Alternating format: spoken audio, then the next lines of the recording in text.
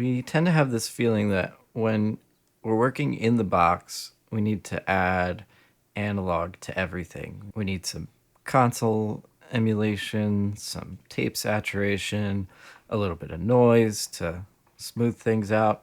What I found though is that it's really easy to overdo that stuff, and you can end up with a mushy, muddy, kind of dark mix without really knowing where all of that mud is coming from.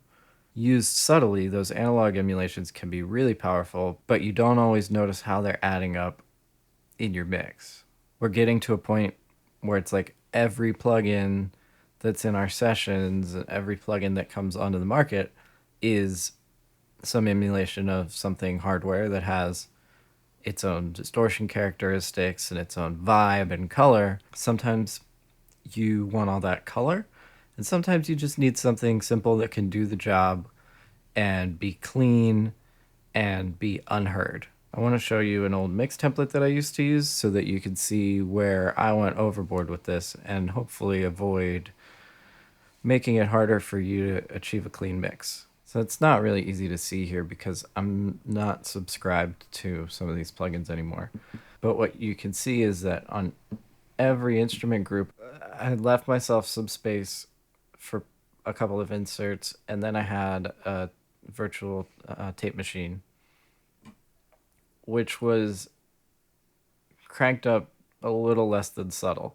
Then every instrument group was going into a Pultec and then out to virtual mix rack, which had some console stuff on it. On certain instruments, high pass filters, exciters. The idea was that once I imported tracks into the template, I already had a head start on the shape of the mix because I knew that I wanted to do certain things with certain instrument groups. And what ends up happening is most of these plugins add low end or a lot of low mids because it warms up the sound. I found that it just sounded better if I took all the stuff off. I was struggling to get a bright, clear, clean, modern sounding mix, and it was because I had all of this stuff going on before I even started. By making all of those decisions before you've even heard the song, you're not really doing yourself any favors because every song is different. Every song has different needs, and every mix has different needs.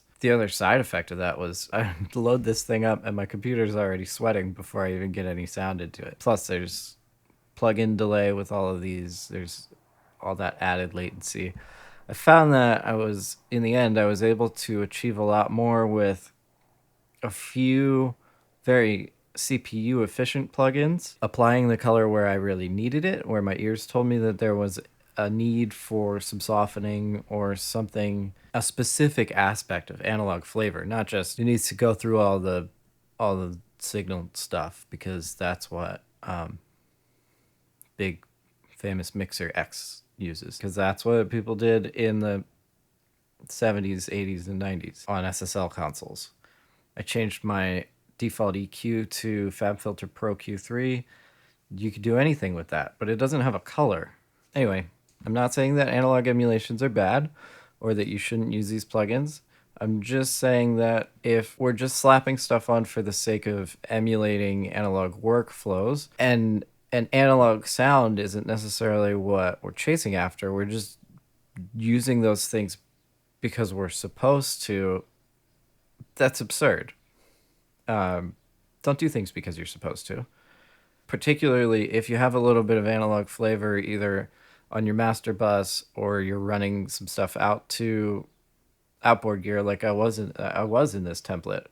I had all this stuff and then I was going out to outboard compression, and it was a lot. All of that extra processing it can cloud your mixes and it can slow you down.